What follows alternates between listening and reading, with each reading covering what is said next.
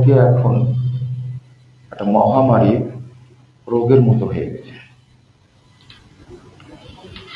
বিবাহিত নারী পুরুষ উভয়ে পরকীয়া এই মহামারীর সাথে জড়িত।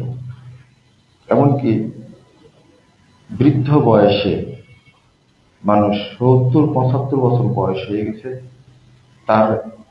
এরপরেও তার এই কুকর্ম বয়স তাকে নিবৃত্ত করতে পারে। এটার দুইটা ধারা আছে। একটা ধারা হলো পরিবারের অভিভাবকটাকে, বাপকে বা স্ত্রী স্বামীকে মেনে নিতে পারছে না, যার কারণে দুইটা পদ্ধতি অবলম্বন করে। একটা হলো সে বাড়ির চেয়ে অফিসে থাকা বেশি পছন্দ করে। আপনারা একটা রিপোর্ট পড়েছেন কিনা জানি না, কিছুদিন আগে একটা পত্রিকায় রিপোর্ট প্রকাশ করেছিল যে পুরুষরা কেন, অধিকাংশ পুরুষ কেন অফিসে সময় কাটাতে চায়। আপনারা যারা পত্রিকা পড়েন তারা হয়তো পড়েছেন। বাহিরে সময় কাটায় পরিবারে শান্তি না থাকার কারণে। আর তারা চরিত্রবান এবং দুনিয়ার লালসা,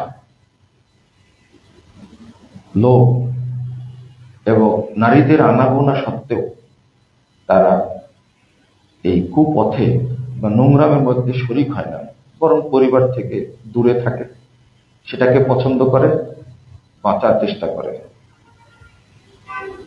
আর আরেক শ্রেণীর মানুষ আছে, পরিবারে শান্তি নাই, যার কারণে সে পরকীয়ায় লিপ্ত হয়। এর কয়েকটা কারণ আছে। ম্যাক্সিমাম যেটা আমাদের কাছে আসে রিপোর্ট, যে স্ত্রী অভিযোগ করে তার পূর্বের বান্ধবী ছিল, তার সাথে সম্পর্ক রাখছে, ক্লাসমেট ছিল, ইয়ারমেট ছিল, এবং সে যে অফিসে চাকরি করে, ব্যাংকে বা কোনো সংস্থায়, কোনো সরকারি অফিসে, তার সাথে একটা মেয়ে চাকরি করে, তার সাথে সম্পর্ক জড়িয়ে পড়েছে, অথচ দুইজনেই বিবাহিত। এইরকম রিপোর্ট আছে। তো এই সমস্যা থেকে উত্তরণের পথ কি? আবার বিবাহিত একজন নারী, সেও পরকীয়ায় লিপ্ত নানাভাবে, এবং তালাকটা হচ্ছে এই নারীদের পক্ষ থেকে বেশি। প্রথমত সম্পর্কের টান শুরু হয় যে জায়গা থেকে, সেটা হলো একজন মেয়ে যখন শ্বশুর বাড়িতে আসে তখন পুরো পরিবেশটা তার বিপক্ষে চলে যায় ওই দিন থেকেই। এবং আপনারা এখন মুসল্লিরা যারা আছেন তারা এখন সবাই শ্বশুর শাশুড়ির পর্যায়ে, হয়তো এই আলোচনাটা ভালো লাগবে না, কিন্তু আপনাকে বলছি ওই জীবনে চলে যান যখন শুরুতে বিয়ে করেছিলেন, ওই জীবনে চলে গেলে ভালো হবে। আর যারা তরুণ আছেন, এখন যারা ভোগ করছেন, তারা আমার কথার সাথে মিলে যাবে হয়তো, আমাকে মাফ করবেন, কিন্তু এটা বাস্তবতা। এই মেয়েটার যারা ননদ আছে তারা তোকে ভালো চোখে দেখে না, এই শুরু হয় এখান থেকে। আর বিয়ে মানুষ এমন জিনিস, একটা আলাদা একটা জাতি, যেহেতু ওর ভালো কথাটা মনে রাখতে পারলেও খারাপ কথাগুলো মরার পরও মনে রাখিস। একবারে বৃদ্ধা হয়ে গেছে তখনও বলবে, তুমি 35 বছর পরে আমাকে থ্যাংক ইউ বললে। যখন এই কথাটা বলছেন তখন তার কিন্তু 35 বছর হয়ে গেছে। তাহলে কোনটা ভালো আচরণ করছেন, খারাপ আচরণ করছে, তার মাথায় আছে। খুব পিপাসা, আপনি বাড়িতে গেছেন ওই টাইমে, কিন্তু ওই দিন আপনি বলছেন থ্যাংক ইউ, তখন তার মতামতটা হলো 35 বছর করলে থ্যাংক ইউ করলে। তারা মনে রাখতে পারে, যদিও ঘরে কোন জিনিস কোথায় রাখছে এটা মনে না রাখতে পারলেও আপনার কথা, আপনার বাপের কথা, আপনার মায়ের কথা এবং আপনার বোনের কথা, ভাইয়ের কথা ও মরা পর্যন্ত মনে রাখবে। এই যে শুরু হয়, শুরুটা কেমনে হয় দেখেন। আমি এই মেয়েটার দোষ কম দেব, এই বৌমা, নতুন বৌমার দোষটা কম দেব। কেন? ও কেবল সংসার জীবনে পদার্পণ করেছে। প্রথমত বাপ মা মনে করে ছেলেটা আমার থাকলো না, এখন শ্বশুর শাশুড়ি হয়ে গেল। কোথায় গেছ?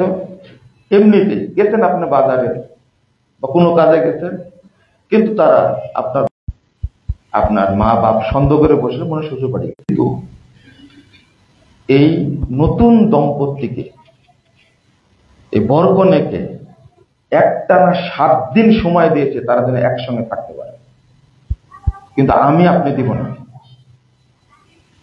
আর একটা মুশকিল ব্যাপার হলো তাদের নতুন জীবন আর আপনার এই 50-55 বছরের স্বামী স্ত্রীর জীবন এক না। আমি মনে হয় বোঝাতে ভুল করছি নাকি, আল্লাহ ভালো জানে। তাদের নতুন জীবন আর আপনার বয়স এখন কত?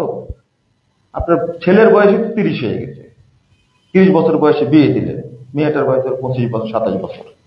আর তখন আপনার দুইজনের স্বামী স্ত্রীর বয়স কত? মানুষের 55-60 বছর হয়ে গেছে। তখনকার আপনার দুইজনের সম্পর্ক আর নতুন জীবনে পদার্পণ দুইজনের সম্পর্ক একরকম? এই ন্যারো মানসিকতা দিয়ে জীবনটাকে নষ্ট করেছেন। এরা আপনার মরার পরেও স্মরণ রাখবে যে তোমরা আমাদের সঙ্গে কি আচরণ করেছ। ওইভাবেই কিন্তু সংসারটা গড়তে থাকবে। এই জীবনের পরে আপনি আপনার বৌমাকে যতই ভালোবাসা দেন না কেন, ওই শুরুর দিনগুলো কোনোদিন আপনাকে ক্ষমা করবে না ওরা, আপনার ছেলেও ক্ষমা করবে না। আপনি বিভিন্ন পর্যায়ে ডিস্টার্ব করেছেন তাদের। শরীয়ত বলছে একটানা কয়দিন? 7 দিন। অফিস ছুটি দিতে বাধ্য, বিয়ে করেছে 7 দিন ছুটি দিতেই হবে, এটা শরীয়ত। যদি আপনি মুসলিম হন, আপনি যদি মঙ্গল গ্রহের বস হন, তবুও শরীয়ত মানলে তাকে ছুটি দিতে হবে 7 দিন। কিন্তু আপনার পরিবারের মানুষ ছাড় বকামি শুরু হবে। অনেক সন্তান আছে যে সন্তানের জন্ম নেওয়া উচিত মা বাবার জন্য, কিন্তু ওই সন্তানের বিয়ে করা উচিত না। কারণ হলো অনেক সন্তান আছে এত কিছু বোঝার পরে ধৈর্য ধারণ না করে অত্যাচারটা কিন্তু করবে নিজের ওয়াইফের উপরেই। তার হকটা তাকে দিবে না, মা বাবার হকটাই সে বড় করে দেখবে।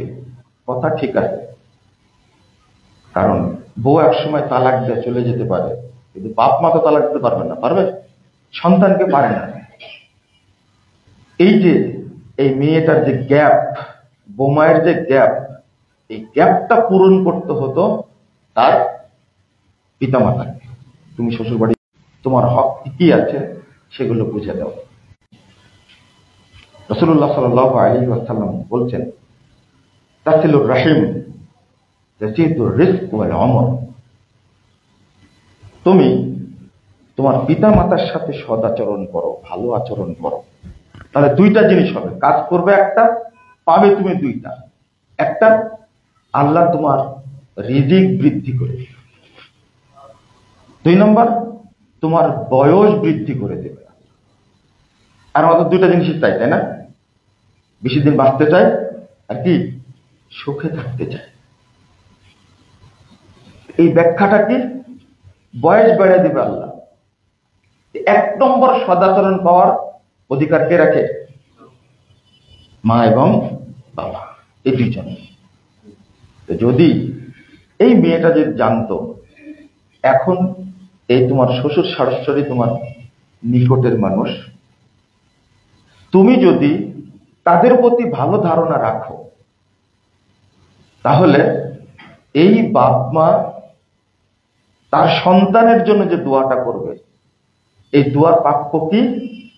একটা হলো আল্লাহ রিজিক বৃদ্ধি করে দিবেন, আর একটা তোমাদের বয়স বৃদ্ধি করে দিবেন। বয়স বৃদ্ধি করে দিবেন এর অর্থটা হলো আল্লাহ রাব্বুল আলামিন তাকে বিভিন্ন বালা মুসিবত থেকে হেফাজত করবে। 2 নম্বর, মহামারী যে রোগ, শারীরিক যে সমস্যা, আল্লাহ সেইগুলো থেকে তাকে হেফাজত করবে। একজন বোমায়ের জন্য এর চেয়ে বড় পাওয়া কি হতে পারে? এটা আমি কিন্তু শরীয়ত বলছি, আমার কথাগুলো বর্তমান প্রেক্ষাপটের সাথে মিলাবেন না, কারণ এর বর্তমান প্রেক্ষাপটটা হলো নাস্তিকদের প্রেক্ষাপট। আপনি জান্নাতে যেতে চান, আমিও জান্নাতে যেতে চাই, আলোচনা হবে জান্নাতমুখী।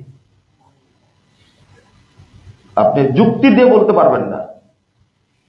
যেমন খুতবায় আলোচনা করলাম, নেগেটিভ বেশি বলেছেন আপনারা, কিছু মানুষ পজিটিভ বলেছেন। একজন বলছেন যে স্ত্রীর অনুমতি ছাড়া জান্নাতে যেতে পারবে না, এই হাদিসটা বললেন না কেন? একজন মহিলা আমাকে বলছে যে এরকম হাদিস তো আমার জানা নাই। কি বলেন? জান্নাতে যেতে হলে কোনো পুরুষকে তার ওয়াইফের কি নিয়ে যেতে হবে? আমি খুব খুঁজলাম, এটা আগে থেকে জানতাম যেটা মিথ্যা কথা। এরপরে বলছেন যে স্বামীর পায়ের নিচে যেমন জান্নাত, তেমনি স্ত্রীর পায়ের নিচেও জান্নাত। কার? স্বামীর। আমি বললাম যে আপনি বুঝে সুঝে কিছু কথা বলেন, এরকম মিথ্যা কথা বলতে হবে না তো, যেটা শরীয়তে নেই বলবেন কেন? তো যে তাহলে কোনো দলিলই নাই। যদি জাল হাদিস থাকতো বলতে পারে জাল হাদিস, জালও যদি নাই বলবে কি করে? কিন্তু এটা হলো মেড ইন ম্যাডাম, বুঝছেন তো? এই কথা বলেছে, এটা আপনার তৈরি করা হয়তো বা স্বামীকে বুঝ দেওয়ার জন্য। কিন্তু এত হাদিস বললাম, হওয়া জান্নাত কেউ নারুক, স্বামী তোমার জান্নাত, স্বামী তোমার জাহান্নাম, এটা কি শুনেছেন? হ্যাঁ শুনলাম, এক চেটিয়াই তো বললেন। আমি বললাম এটা ভুল বললাম, এক চেটিয়া বলতে যাবো কেন? যেটা দলিল সেটা বলেছি। কেন কথাগুলো বললাম? শরীয়ত আলোচনা চলছে, কিন্তু আপনার ভিতরে যদি বস্তুবাদী চিন্তা ঢুকে না, আপনি ওই রমনা পার্কেই যান, নিষেধ করেছে আপনাকে, নসিহত করি। আপনি ওই যে কি বলে ছায়ানটে যান, আপনি নাটক করেন, কত মানুষ আছে, কিন্তু ইসলামের সাথে আপনি গাদ্দারি করতে পারেন না। কত মানুষ ইংল্যান্ডে গিয়ে নোংরামি করছে, আপনি করেন। শরীয়তকে বিতর্কিত করবেন, এইটা কিন্তু আপনাকে ছাড় দেওয়ার সুযোগ নেই। এইভাবে বলতে হবে। শরীয়তের আলোকেই যদি ওই জায়গায় আবার ফিরে যায়, সেটা হলো একজন বৌমা যদি এই হাদিসটা বুঝতেন যে ঠিক আছে, আমরা আমাদের শ্বশুর শাশুড়ির সাথে ভালো আচরণ করে, আর পরিবারে কিভাবে তৈরি হয়েছে, ন্যারেটিভ ধারণা তৈরি হয়েছে কিভাবে। আপনারা সবাই প্রশ্ন করেন যে শ্বশুর শাশুড়িকে আমরা কি বলে ডাকবো? বুঝেন না মনে হয় কথাটা? প্রশ্ন করেন কিনা? এটা করেন। আমাদের প্রশ্ন করা হয় শ্বশুর শাশুড়িকে কি বলে সম্বোধন করব, কিন্তু এই প্রশ্ন কোনোদিন আসে না যে আমার ওয়াইফ আমার বাপ মাকে কি বলে সম্বোধন করবে। একজন জামাই শ্বশুর বাড়ি বছর কয়বার যায়? একবার যায়। আর আমার মতো জামাই হলে তো মনে করেন যে 5-7 বছরও যাওয়া হয় না। একটা বছর চলে যায় শ্বশুর শাশুড়ির সাথে কথা হয় না। কথা বলে কে? তার মেয়ে আছে না, তার সব খবর তার কাছ থেকে পাওয়া যায় না। অসুস্থ হলে অটো বলে, আব্বা অসুস্থ, অটো বলবে আপনাকে। শ্বশুর শাশুড়ির দূরের বিষয়, তার ব্যাপারে প্রশ্ন করছেন আপনি। ছিল আমার বাড়িতে মা থাকে, তা আমার বাপ মাকে আমার বউ কি বলে ডাকবে? কথা বলে বুঝেন নাই। প্রশ্নটা এটা হওয়ার দরকার ছিল কিনা? এই প্রশ্ন কেউ করে না। আমি ওর উত্তর কিভাবে জানেন? যেদিন বলবেন যে আমার আব্বা আম্মাকে আমার বউ কি বলে ডাকবো, সেদিন উত্তরটা দেব। আমি এই উত্তরটা এটাই দিই, দিয়ে রেখে দিই। উত্তর দেইনি আমি কোনোদিন। যেদিন কেউ প্রশ্ন করবো সেদিন উত্তর দিব। উত্তর তো আছে নিঃসন্দেহে, উত্তর তো অবশ্যই আছে। কিন্তু এই যে নেগেটিভ ধারণা যেটা তৈরি হয়েছে, আল্লাহ যেন বোঝার তৌফিক দান করেন। এরপরে এখানে কয়েকটা গুরুত্বপূর্ণ প্রসঙ্গ আছে। সেটা হলো একটা পরিবারে অশান্তির, আমি একটা মেয়েকে বিয়ের আগে যা শুনেছিলেন, বিয়ের পরে আপনি 1% পেতেও পারেন, নাও পেতে পারেন। 100% তো দূরের কথা, শুধু 10% পেতে পারেন। কিন্তু যা শুনেছেন পাবেন কতটুকু? 10% পাবেন, 90% পাবেন না, হতেই পারে। এটা মেয়েটাও শুনেছে ছেলে সম্পর্কে, কিন্তু এসে দেখছে কি তার ভিতরে 10% গুণও নাই। ছেলেও পেয়ে গেছে এমন মহিলা যে তার মধ্যে আমি যেটা শুনেছি বিয়ের আগে তার 10% গুণাবলীও নাই। এখানে মাইনাস হয়ে গেছে কত? 90% মাইনাস হয়ে গেছে। এই যে শুরু হলো সম্পর্কের টানা পড়ে, দুইজনেরই হতে পারে। এখানে আমি সমাধান দিই ভাবে আল্লাহর কাছে চাইতে হবে বিয়ের আগে, যদি আপনি ভালো হন, আমি ভালো পুরুষ, আমি একজন সঙ্গী মিলাই দিও। কিন্তু আপনার আত্মা খারাপ, নোংরা, আর আপনি দোয়া করছেন আল্লাহ রাব্বুল আলামিন তুমি আমার জন্য একটা নেককার স্ত্রী মিলিয়ে দিও। এইটা তো নিজেই স্ববিরোধী কথা বললে। হ্যাঁ, তবে দোয়াটাই একমাত্র আমাদের জন্য কি পাথেও, আল্লাহর কাছে বললে আল্লাহ কবুল করলে ভালো সঙ্গে আপনাকে আমাকে আল্লাহ মিলিয়ে দেবেন ইনশাআল্লাহ। এটা হলো শেষ সমাধান। হতেও পারে খারাপ। এরপরে ওই আপনার মেয়ে যখন চলে যাবে জামাইয়ের কাছে, বা আপনি যখন ছেলের জন্য একটা বৌমা নিয়ে আসবেন, তখন কিন্তু কিছু বিষয়, যেমন ওই হাদিসটা আযাবুন নিসা বারাকাতান, মহিলাদের মধ্যে সবচেয়ে বরকতমূর্ত মহিলা, যার মধ্যে সবচেয়ে কল্যাণ নিহিত আছে। দেখেন, মহিলাদেরকে বলছেন বরকতপূর্ণ মহিলা। গতদিন একটা হাদিস অনুবাদ করলাম, রাসূল সাল্লাল্লাহু আলাইহি ওয়াসাল্লামকে জিজ্ঞেস করলেন যে আমরা কোন জিনিসটা মানে কি বলবো যে সঞ্চয় করে রাখবো। রাসূল সাল্লাল্লাহু আলাইহি ওয়াসাল্লাম বলছেন, 3 নম্বরে গিয়ে বলছেন জাওজাতান মুমিনা তুইনু আলাল আখিরাহ। ওই স্ত্রী হলো মানে সঞ্চিত সম্পদ, রক্ষিত সম্পদ, যে স্ত্রী তার স্বামীকে আখিরাতের প্রতি উৎসাহিত করে, প্রতি সহযোগিতা করে। এটা হলো যেমন নিসা বারাকাতান। এখানে বলছেন আর একটা যে সবচেয়ে বরকতপূর্ণ মহিলা সে, কিন্তু পুরুষকে বলেনি বরকতপূর্ণ পুরুষ, মহিলাকেই বরকতপূর্ণ বলছেন, মহিলাকেই বরকতপূর্ণ বলছেন। আইসারুহা মামুনা, যার খরচ সবচেয়ে কম, যার চাহিদা সবচেয়ে কম, এই মহিলাটার মধ্যে আল্লাহ বেশি বরকত দেন। এই হাদিসটা পুরুষের পক্ষে গেল না মহিলার পক্ষে গেল? মহিলাদের পক্ষে বলে। কোন পুরুষকে তো আল্লাহ রাসূল বলেননি এই পুরুষটা হলো সবচেয়ে বরকতপূর্ণ পুরুষ। বরকতপূর্ণ এবং সবচেয়ে বরকতপূর্ণ মহিলা, যার চাহিদা কম। এবার চাহিদা শুরু হলো পরিবারে। আমাকে বিয়ের সময় তুমি যে হারটা দিছ তার দাম খুবই কম, এখন দিতে হবে।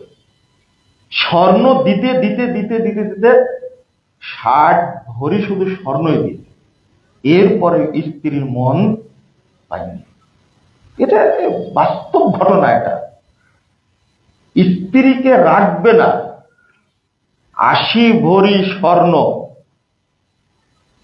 এবং 70 লক্ষ টাকা নিয়ে হাজির হয়েছে।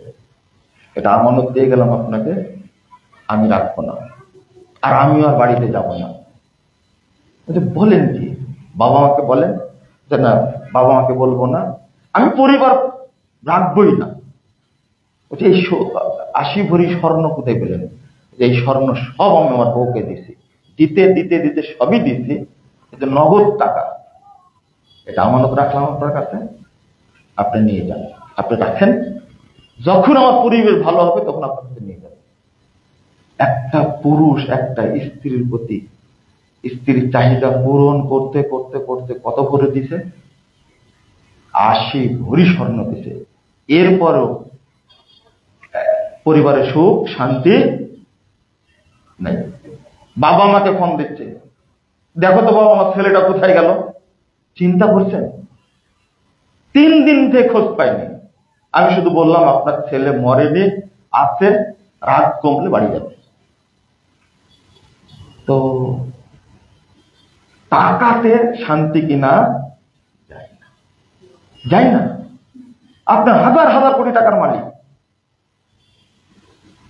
আপনার 5 মেয়ে দেখবেন 3 মেয়ের বিয়েই হয়নি, 2টার বিয়ে হয়েছে, জামাই ছেড়ে দিয়েছে। ও শান্তি গাছে ধরে, তাই না? কি শান্তিতে আছে সাথে। আপনার লিভার প্রতিস্থাপন করা হয়েছে, সিঙ্গাপুরে গেছেন, থাইল্যান্ড গেছেন, টাকার তো অভাব নাই, কিন্তু ভিতরে শান্তি বলে কিছু আছে কি? কিছুই নাই। টাকা মানুষকে শান্তি দিতে পারে না, এটা মুখে বলতাম, কিন্তু 4-5 মাস আগে যে ঘটনা ঘটে গেল আমার সাথে, তারপর থেকে বুঝি টাকা মানুষকে শান্তি দিতে পারে না, আরো চাই আরো চাই। কিন্তু রাসূলুল্লাহ সাল্লাল্লাহু আলাইহি সাল্লাম কত আগে বলে গেছেন, আযাবুন নিসা বারাকা, ওই মহিলা সবচেয়ে বরকতপূর্ণ মহিলা, যে মহিলা আইসারুহা মাউনা, যার চাহিদা একবারে কম, চাহিদা আর শেষ নেই। আর এখানে এই যে মানে সামাজিক যে অবস্থানটা, অন্যের মেয়েকে দেখে, মেয়েকে না দেখলেও সে দেখে ইউটিউব, সে দেখে ফেসবুক, তার কাছে 4-5টা মোবাইল, এইগুলো দেখে সে আবেগতাড়িত হয়ে নষ্ট হয়ে যায়। কি হয়? ওই পুরুষ মানুষটা স্ত্রীর প্রতি আকর্ষণটা কমে যায়, তার কথা ভালো লাগে না, তার আচরণ ভালো লাগে না, খাবার দিচ্ছে ভালো লাগে না, কারণ বুঝেন না। অথচ আল্লাহ রাব্বুল আলামিন কত আগে বলে দিয়েছেন দোয়া করার জন্য, রব্বানা হাবলানা মিন আজওয়াজিনা ওয়া যুররিয়াতিনা কুররাতা আইন ওয়াজআলনা লিল মুত্তাকিনা ইমামা। আপনি যতই যাই দেন না কেন, আল্লাহ যদি আপনার পরিবারে বিশেষ রহমত নাজিল না করেন, তাহলে আপনার স্ত্রী এবং আপনার সন্তানরা আপনার চক্ষু শীতল করবে। রিক্সা চালায়, দিন আনে দিন খায়, কিন্তু বাড়ির যখন বাবা যায়, এই 3-4টা সন্তান দৌড় দিয়ে বাবার কাছে আসে, যা রান্না করেছে, একটা তরকারি, ডাল রান্না করেছে, আলু ভর্তা করেছে, এটা দিয়ে খেয়ে শান্তি করে ঘুমায়, পরের দিন আবার চলে যায়। কি শান্তি! কিন্তু পরিবারে প্রথমে ভিকটিম বানাইছে এই অভিভাবকটাকে। মা বারবার বাপ সম্পর্কে নেগেটিভ ধারণা দিয়েছে, বাপ বাড়িতে যায়, খোঁজই রাখে না। যে সন্তান ছোটতে ভাত খেত না বাবা না আসলে, বাবা আসবে 12টা বেজে যাচ্ছে, জেগে আছে, আব্বার সাথে খাবো, একসঙ্গে খাবো, সেই সন্তান একদিন পিতার বিরুদ্ধে চলে যায়। এই যে কিসের থেকে? বাপ একটা বলদ,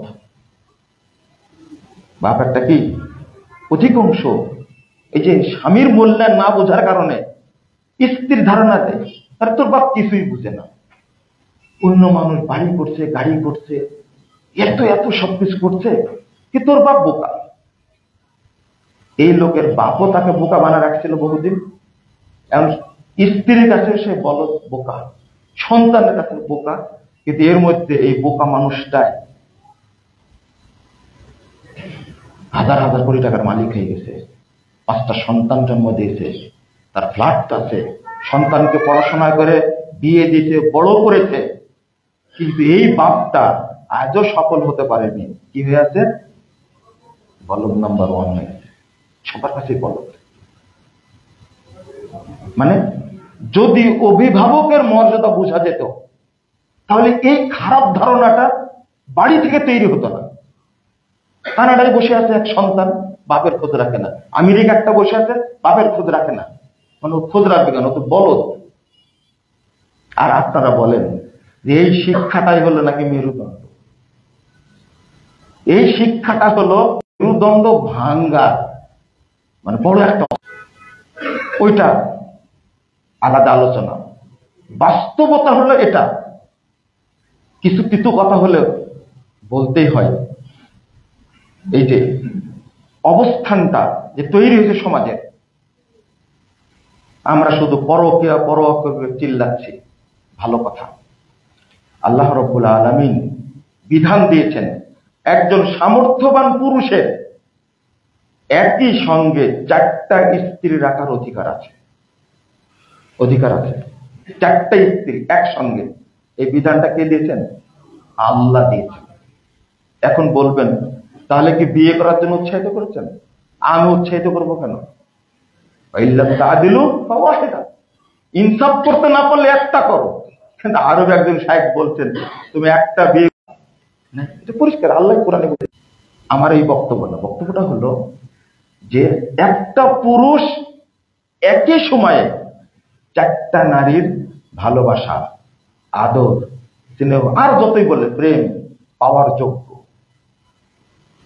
কিন্তু একটারই পায় না। বিয়ে একটা করেছে, ওই একটার থেকে ওই স্নেহটা পায় না, অথচ হকদার কয়টা মহিলা? এটা শরীয়ত। আমি আগে বলে নিয়েছি, কিন্তু আমি বস্তুবাদী প্রকৃতবাদীর কথা বলছি না, আমি মুমিন আমার কথা বলছি। দরকার আপনি যতই বিরোধিতা করেন না কেন, সবচেয়ে যে মানুষটা লো কোয়ালিটির মুমিন, সেই মুমিনকে আল্লাহ রাব্বুল আলামিন জান্নাতে 72টা দেবে। কয়টা? 72 ছাড়াই। মাসালাটা আজকে জেনে নেন। সবচেয়ে লো কোয়ালিটির মুমিন কয়টা পাবে? 72টা। 70টা হলো হুর। আর আল্লাহর কি বিধান, হাসিও লাগে, কি বলবো ভাষাটা, এই দুনিয়ার মহিলাদের সাথে 2জন দিবে বিয়ে, তাহলে কয়টা হলো? 72টা হইল। আর তার স্ত্রী যদি 4টা থাকে বা 5টা 6টা, বিয়ে করেছেন, মারা গেছে, বিয়ে করেছেন, তালাক হয়েছেন, হতে হতে আলী রাদিয়াল্লাহু আনহুর স্ত্রী কয়টা ছিল? 9টা স্ত্রী ছিল, 31 জন সন্তান ছিলেন। ফাতেমা রাদিয়াল্লাহু আনহা 4টা সন্তান দিয়ে মারা গেছেন। তাহলে আলী রাদিয়াল্লাহু আনহু কি করবেন? আল্লাহ রাসূলের মৃত্যুর কয় মাস পরে মারা গেছেন? 6 মাস পরে মারা গেছেন। 6 মাস পরে মারা গেছেন। তাহলে 40 হিজরি পর্যন্ত বেঁচে ছিলেন। তাহলে বাকি 30টা বছর ওয়াইফ ছাড়াই থাকবে। আপনার ওয়াইফ একটা প্রশ্ন করছে, আমি যদি আগে মারা যাই তুমি কি করবে? তাই না? বলে না? বলবে। তাহলে তুমি কি আর একটা কাউকে বিয়ে করবে? আপনার ওয়াইফ চাচ্ছে ও সারাদিন এরকম বন্ধায় থাকে। ফাতেমা রাদিয়াল্লাহু আনহা মারা গেলেন আল্লাহ রাসূলের মৃত্যুর কতদিন পরে? 6 মাস পরে। তাহলে আরো বাকি থাকলো কয় বছর? প্রায় 30 বছর। এই 30 বছরে তিনি বিয়ে করেছেন কয়টা? আরো 31 জন সন্তান তার। 14টা ছেলে, 17টা মেয়ে। ফাতেমা রাদিয়াল্লাহু আনহা 2 সন্তান না, হাসান হুসাইন না, 2টা মেয়ে ছিল, রুকায়া এবং উম্মে কুলসুম 2জন। তো আমি যেটা বলতে চাচ্ছি যে এই দুনিয়াতে মনে করেন পরম্পরা আপনি বিয়ে করেছেন কয়টা? 4টাই হলো মনে করেন।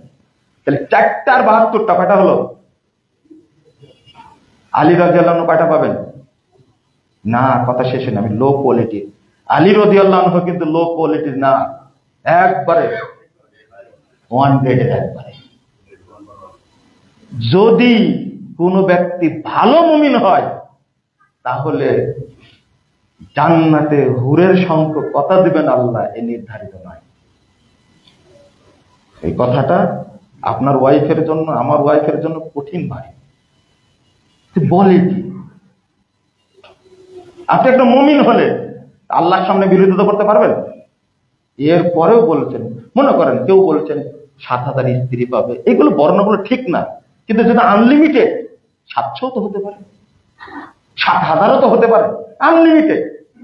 আমি যেটা বুঝাতে চাচ্ছি যে আনলিমিটেড যেহেতু বলা হয়েছে, তাহলে আর সেখানে আপনার ওয়াইফ যদি আপনি কনফার্ম না ও আপনার সাথে যাবে কিনা, তাই না? যদি স্ত্রীটা লুতের মতো হয়, লুত আলাইহিস সালামের মতো, তাহলে কি হবে? হ্যাঁ, যদি স্ত্রীটা নূহ আলাইহিস সালামের মতো হয় তখন কি যাবে কি সাথে আপনার? না। প্রশ্ন হলো, তো মহিলারা পাবে না, কিন্তু স্বামীরা জান্নাতে এত হুর পাবে কেন? উত্তর বুঝেননি? 4টা 5টা 9টা স্ত্রী খেদমত করেও স্বামীর যথাযথ হক আদায় করেনি। এই হক আদায় আল্লাহ জান্নাতের ব্যবস্থা করে। এবার তার ছুটে বেড়ান আপনি, এটা শরীয়ত। জায়গায় আসি, আপনি যখন একজন স্ত্রীর হিসাবে স্বামীর হক আদায় করতে পারছেন না, ওই কথাগুলো গতদিনে বলেছিলাম। একজন মহিলা বলছেন, দলিল দেন, জীবনে শুনিনি এই সমস্ত কথা, আজ কোথায় থেকে পেলেন এগুলো?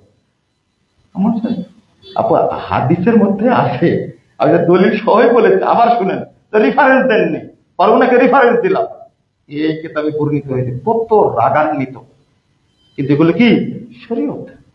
মুহাম্মদ রাসূলুল্লাহ সাল্লাল্লাহু আলাইহি ওয়াসাল্লাম তিনি কত কথা বলে গেছেন। আপনার স্ত্রীকে দেখবেন, একটা স্ত্রী, এই যে আপনার চক্ষু যে শীতল হবে কেন? মা আয়েশা রাদিয়াল্লাহু আনহা একজন মহিলা, তার বিয়ে হচ্ছে, এত সুন্দর করে সাজিয়েছেন, স্বামী যখনই বাহির থেকে আসবে তখনই স্ত্রীকে সাজুগুজু করে থাকতে হবে, এটা হাদিস। কিন্তু আপনার স্ত্রী এতই ছ্যাঁচড়া,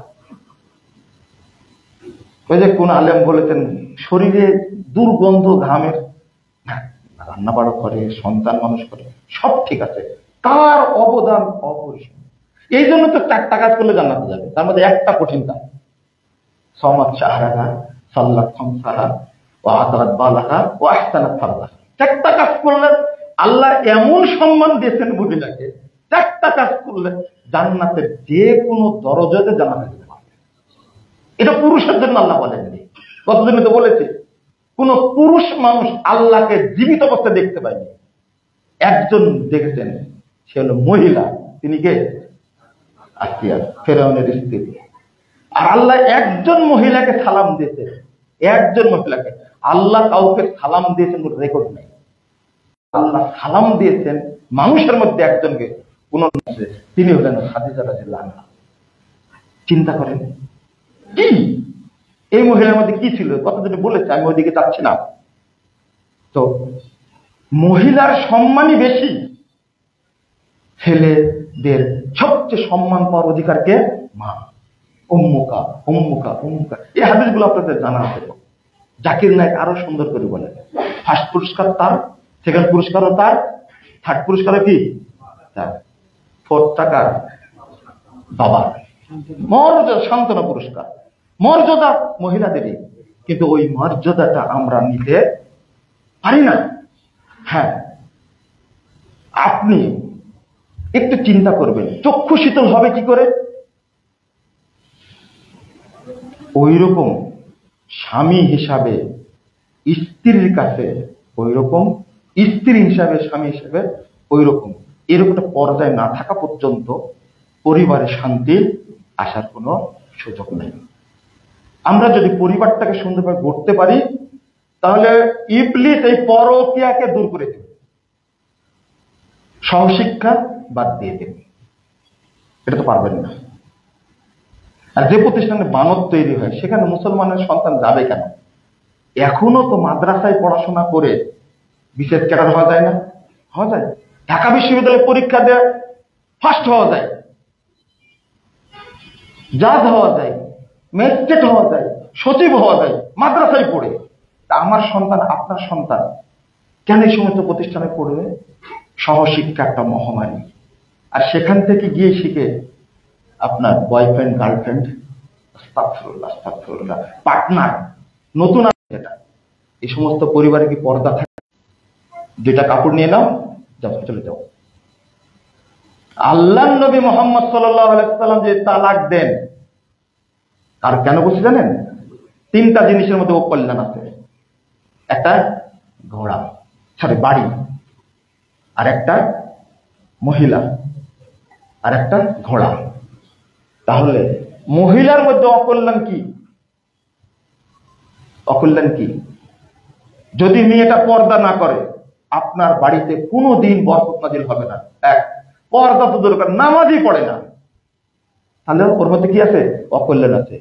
2 নম্বরটা হলো যে মহিলা বাচ্চা দেয় না, ওর মধ্যে অকল্যাণ আছে। আর একটা বিয়ে করলে কি সমস্যা হতে পারে? আপনি মনে করবেন যে আর একটা বিয়ে করার পরেও যদি বাচ্চা না হয়, হাদিসটা কোথায় যাবে? হতে তেমন একটা মেয়েকে বিয়ে করবেন যার বাচ্চা হওয়ার সম্ভাবনা নেই। তো অকল্যাণটাকে নিয়ে আসলেন, অকল্যাণটা বয়ে নিয়ে আসলেন আপনি। এটা ব্যাপক পর্যালোচনার বিষয়। আমরা বলতে থাকবো এইভাবেই, ইসলামী রীতিতে বলতে থাকবো। আল্লাহ রাব্বুল আলামিন যেন আমাদের পরিবারটাকে শরীয়ত বুঝার তৌফিক দান করে। শরীয়ত বুঝতে হবে, না হলে হবে না। স্বামী মারা গেছে, আপনি যুক্তি দিবেন আমাকে কেন 4 মাস 10 দিন ইদ্যত পালন করতে হবে? তার জন্য মরা মানুষের জন্য ইদ্যত কিসের, তাই না? 4 মাস 10 দিন অপেক্ষা করতে হবে স্ত্রীকে, তাকে। কিন্তু স্ত্রী মারা গেছে, স্বামী কয়েকদিন শোক পালন করবে? একদিনও নাই। এখন লেগে যান আপনারা। মুজাফফর কি বলা শুরু করলো? আমার কথাটা কুরআনের কথা, এটা কুরআনের কথা। এটা স্বামী মারা গেছে, তার জন্য 4 মাস 10 দিন পালন করতে হবে, কোরআনের কথাটা। আপনি যদি মুসলিম হন তাহলে এখান থেকে মর্যাদা ফুটে ওঠে। এই শরীয়ত গুলো না বুঝার কারণে আমাদের পরিবারের সমস্যা হচ্ছে, আর আধুনিক যুগ তো সমস্যা আরো হবে। এর মধ্যে থেকে যারা মুমিন তাদেরকে আল্লাহ হেফাজত করবে ইনশাআল্লাহ। যারা জান্নাতে যাবে এর মধ্যে থেকে আল্লাহ তাদেরকে হেফাজত করবেন ইনশাআল্লাহ। পরিবারকে ওইভাবে শিক্ষা দিবেন এবং ওইভাবে পরিবারটাকে ইসলামপন্থী করবেন। দেখবেন আপনার ফ্যামিলি থেকে বড় আলেম তৈরি হবে। আলেম তৈরি না হলে এমন একজন ব্যক্তি তৈরি হবে যার মাধ্যমে জাতি উপকৃত হবে, দেশ উপকৃত হবে, মানুষ উপকৃত হবে ইনশাআল্লাহ। আল্লাহ তুমি আমাদের কবুল করো, আমিন। বারাকাল্লাহু ফিকুম।